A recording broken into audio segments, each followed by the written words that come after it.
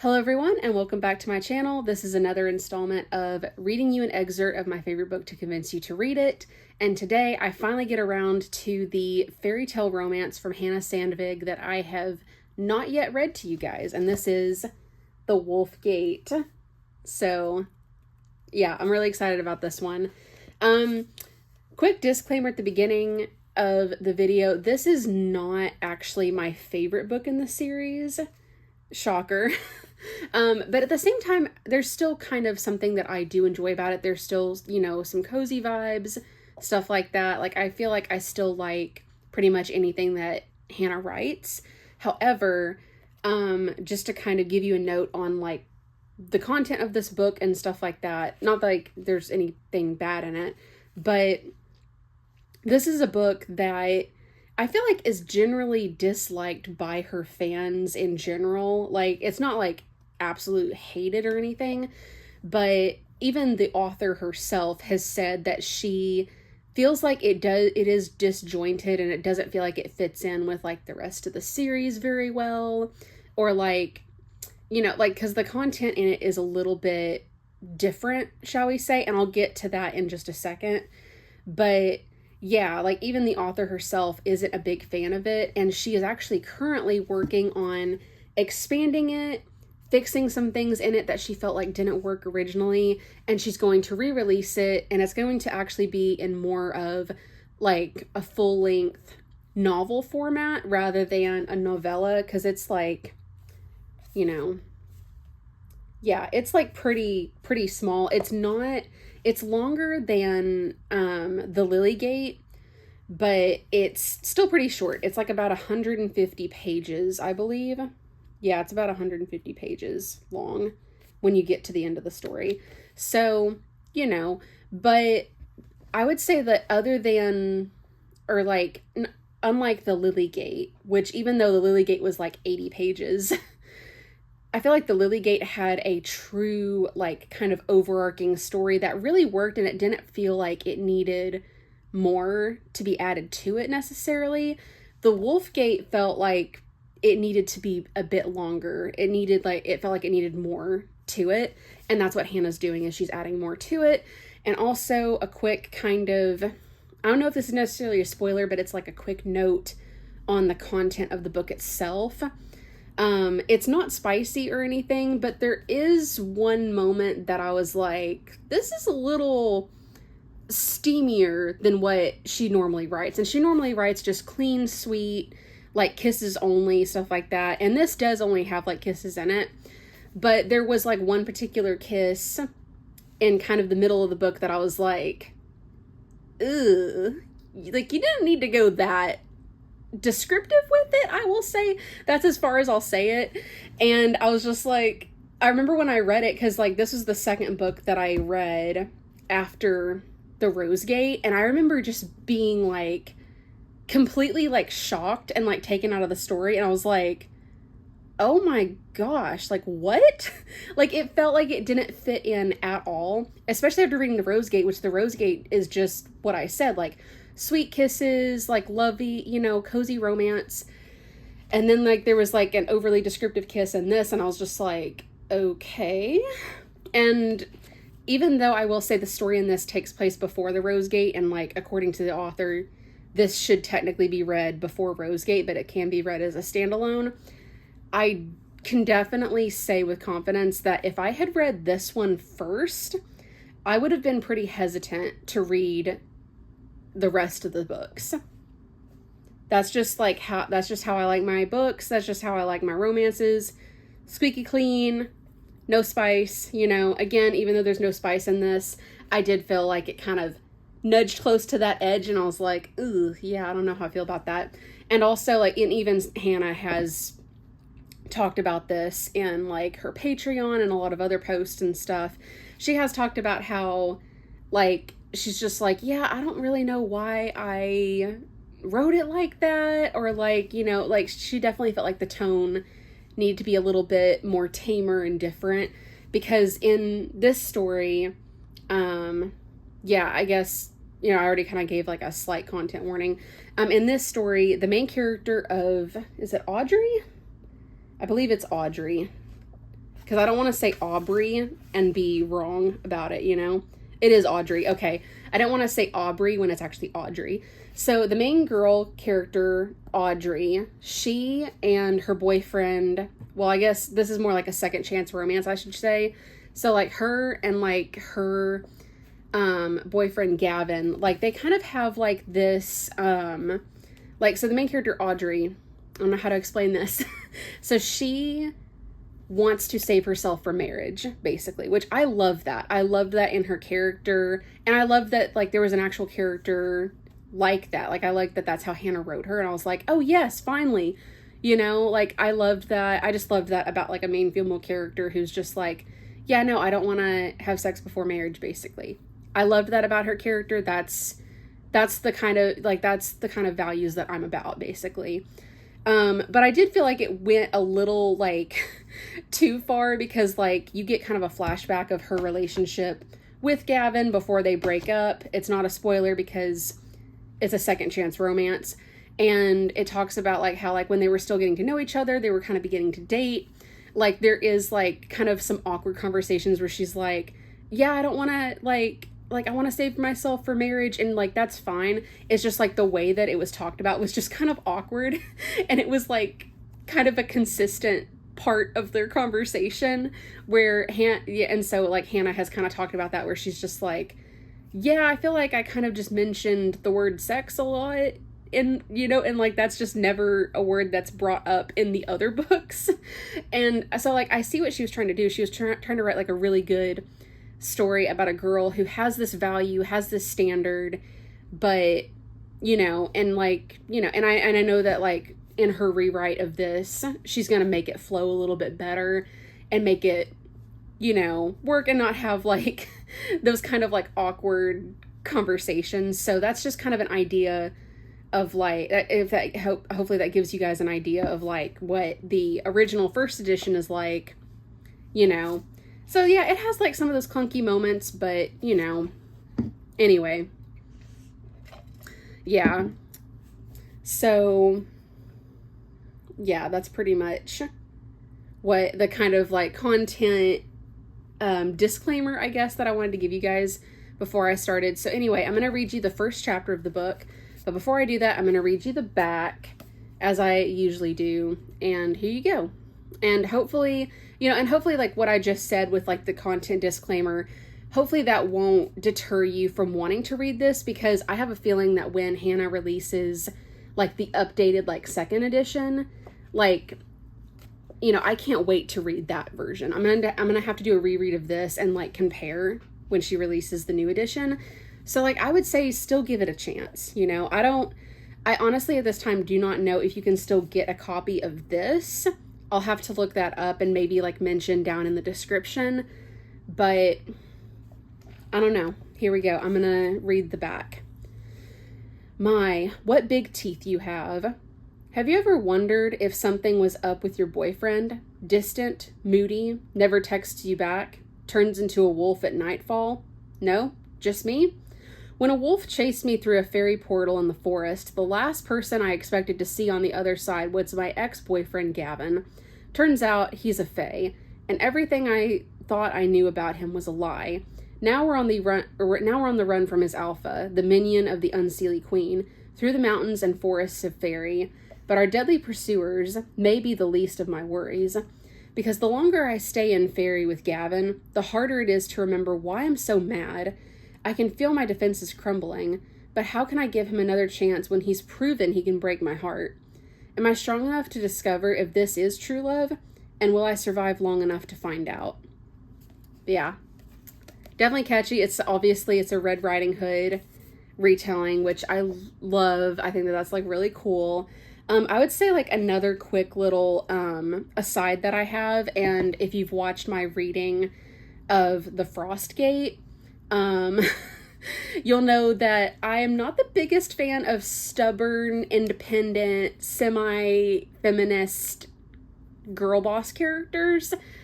And so like I kind of had like some bones to pick with the main character of Nev in The Frostgate. I have kind of the same issue with Audrey. Even though I love that she's like, I'm wanting to save myself for marriage, I love that about her.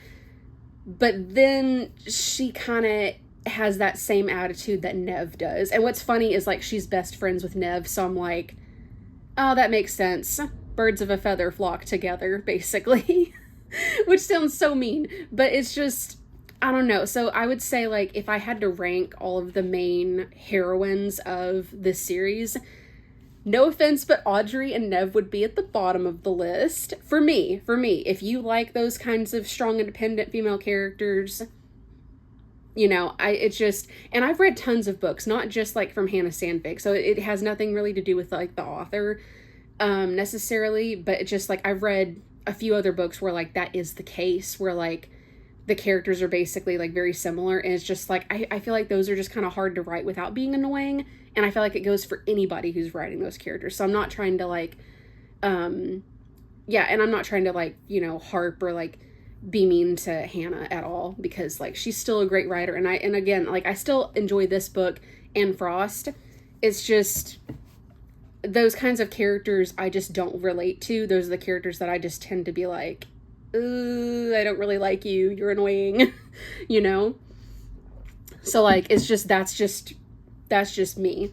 You know, I can still enjoy the story, but I just will kind of root for or feel more related to, like, other characters. So that's just my little aside. And now 12 minutes-ish into recording. Well, that's what it says on my phone. I'm going to have to edit to see. So maybe, I don't know if it's actually 12 minutes.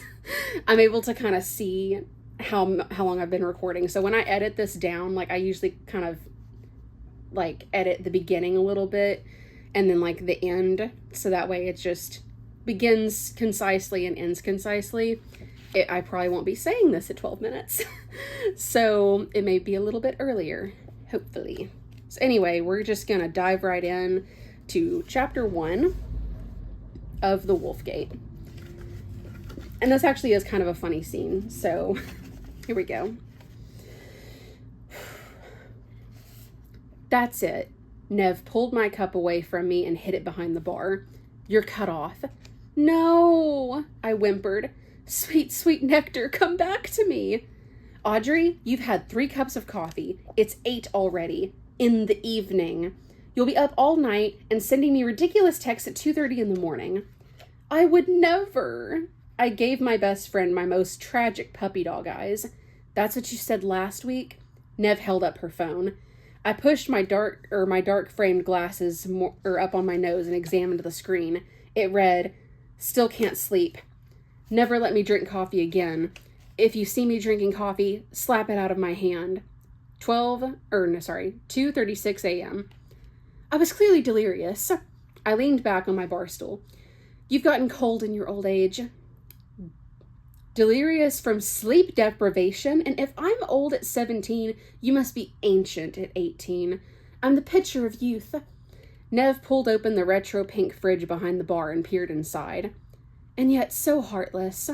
Shh, have some pie. It's apple ginger. She slid a slice of pie across the polished wood on the floor, or on a floral china plate.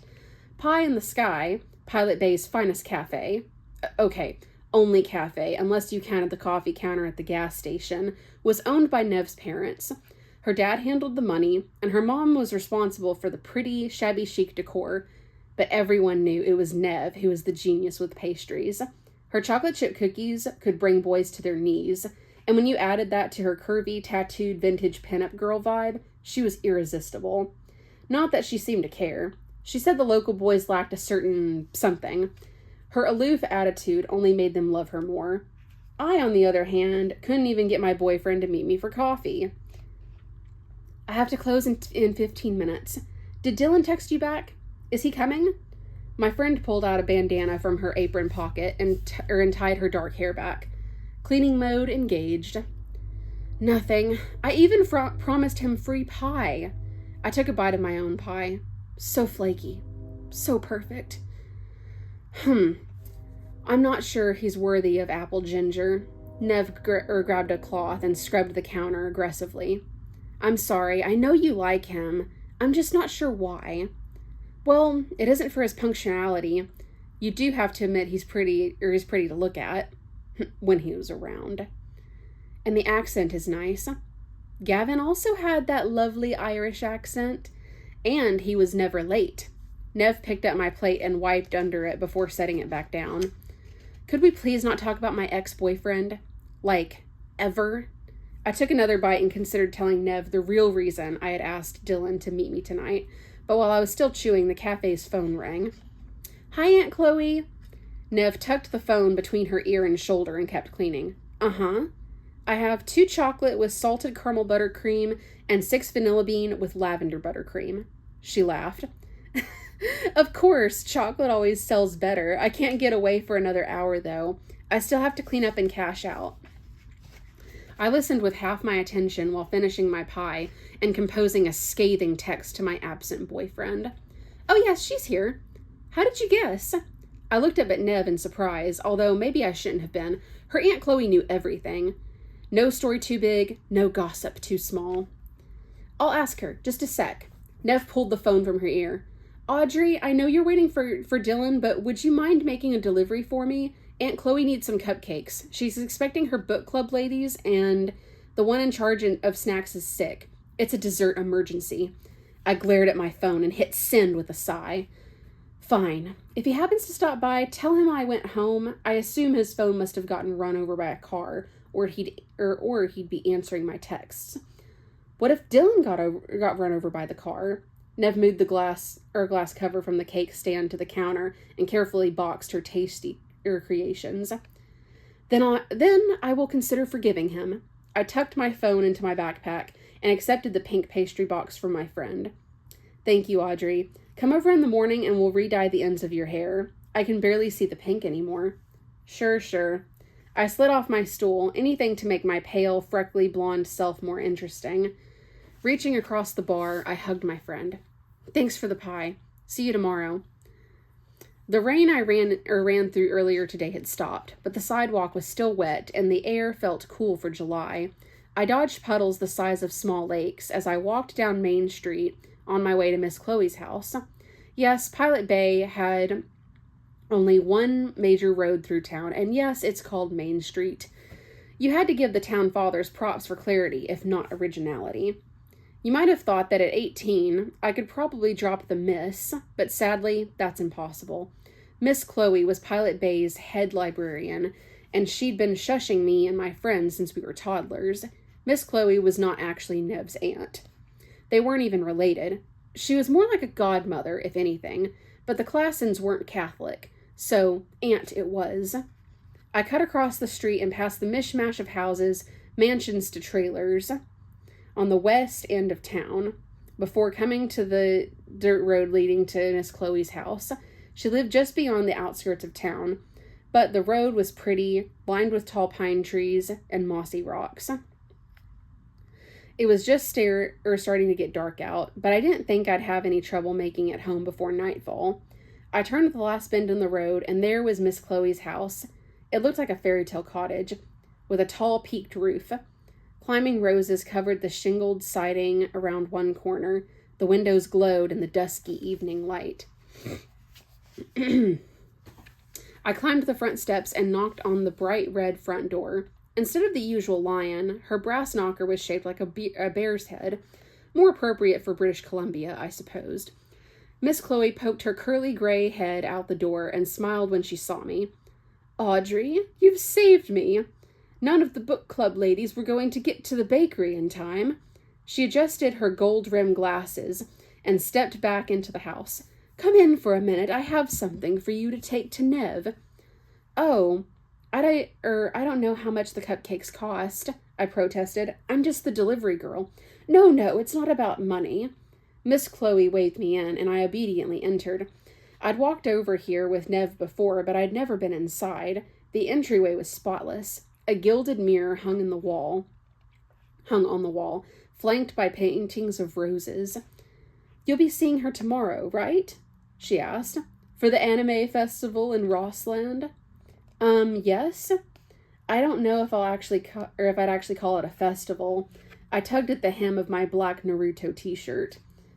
I'm not sure more than 5 people in the Kootenays even watch anime. I don't have high hopes. Miss Chloe just smiled, and opened the box of cupcakes, inhaling deeply. "It's going to take all my willpower to wait until the other ladies arrive," she said happily. "Nev's baking improves every day." I nodded politely, trying not to look too anxious to leave. I didn't actually want to walk home through the woods in the dark. The older lady shut the shut the pastry box with a sigh and headed into the house. "I'll just find that item for you. Come and sit in the living room. Don't worry about your shoes." I patted after her, having already slipped out of my red chucks. Canadian force of habit. The living room smelled of roses, with giant bouquets gracing the mantel and coffee table. "You sure like roses." I held my backpack on my lap and perched on the edge of the plush couch. It was heaped in pillows, which all had, surprise, embroidered roses on them. Except one. I picked it up, squinting at the beautifully stitched design. Was that Iron Man? "They're terribly friendly flowers, you know." Miss Chloe opened a wooden chest under the window and rummaged around. "I know it's in here somewhere. I really should be going soon." I looked past her, out the window where the forest was growing darker. "The fastest way home is the trail through the forest, but it's getting dark. Yes, dear, I know. Ah, here it is." Miss Chloe pulled a long swath of red velvet from the blanket box. She shook it out with an air of satisfaction, and I leaned forward, embroidered Iron Man forgotten, as I saw what she held. And that's the end of chapter 1. So hopefully this intrigues you, interests you. This book is only like one point of view. It's obviously Audrey's, and Hanna has said that she is expanding the book. She's fixing some parts of Audrey's point of view to kind of like, make the content maybe a little less with like the word sex in it, basically. And I think she's probably going to keep the Audrey character intact with like her values and standards and everything, but she's just going to kind of fix up that content a little bit. I have a feeling that she's going to make the kiss that's in the middle of it a little bit cleaner. And she's also expanding it with Gavin's POV, the ex-boyfriend who is a part of this second chance romance. So I'm really excited. I've actually gotten to read a few snippets of his POV, and let me tell you, it's really good. So I'm excited, and I feel like it's going to kind of help flesh out his character a little bit more and help you kind of see more of like his side of things and not just Audrey's. So I think that that'll be really fun. So yeah. And also, like, if you're curious about like the mention of like the Iron Man embroidered pillow, the character of Miss Chloe, she is like obsessed with the MCU, and it is hilarious. Like, it is so funny. Like pretty much every book, I think that there's like some sort of mention to Chloe's obsession with the MCU, except for the Lilygate, because the character of Miss Chloe doesn't really show up in that book. She is mentioned, but like, yeah. But the other books do have a mention of her, and hopefully, I'm actually wanting to do a video soon that is like an in-depth talk about the fairy tale romances, and just kind of I don't know, getting to talk more about each book and everything. And I'll even tell a fun little story about how like the Marvel obsession of Miss Chloe ties into the most recent book, The Frostgate, and how I, as a reader, got to actually inform that little moment. So hopefully if you're intrigued, you'll watch that video. It's, I haven't made it just yet, and also I'm not sure if it's actually going to be my next video. I have a poll in the like community posts on my here on YouTube. So if you go to my channel and you click on the little thing that says posts, it's the second post down, because I like wrote a reminder post. So it's the second post down. It's a poll. It has 3 options for it's like 3 different video ideas that I have that I want to do, but I'm going to let you guys vote to decide which one I'm going to do first. So when this video comes out, it's going to be a Tuesday when this comes out. I'm filming this video on a Thursday. So I'm going to give, and at the moment of me filming, there's only 2 votes, and there's 2 And it's basically a tie, actually, between two options. So the first option, no one's voted on just yet. The first option is me talking about the series Ranger's Apprentice, and even maybe giving you guys a little bit of tea about the series and how that relates to my life and some stuff that I was kind of going through when I was reading that series. It's really interesting. I'm thinking that one's going to be like a 2-part video. So if you want to vote on that, if that sounds interesting, go ahead. The second option is talking about the Wingfeather saga, because in a past video I've like mentioned these ideas, and like, yeah, if you've watched all of my past videos, you'll probably know I've talked about these ideas. But yeah, so the second option is about the Wingfeather saga and about some beef that I have with that series. So if you want to hear about the beef with the Wingfeather saga, go and vote on that one. That one is the one that currently has 1 vote. And then the third option, which is an in-depth talk and discussion about the fairy tale romances, that currently has 1 vote. So it's between Wingfeather and fairy tale romances. So I'm really hoping that at least one of the options will get in the lead, because or else I'm going to have to like either, I don't know if I could do another poll necessarily, but I'm going to have to like probably do like a coin flip or something if it's just stuck between the two. But yeah, so either go and vote on that or maybe comment down below. I'm only going to keep the poll up maybe for 1 more day, actually. So as of today, Tuesday, let's see, where is my calendar? July 29th? Yes, it's the 29th. I can see. I can read. So this video is going up July 29th. It's a Tuesday. So that poll is only going to be up for 1 more day. So if it's still, I mean, it could get a few votes in the next few days before this video goes up.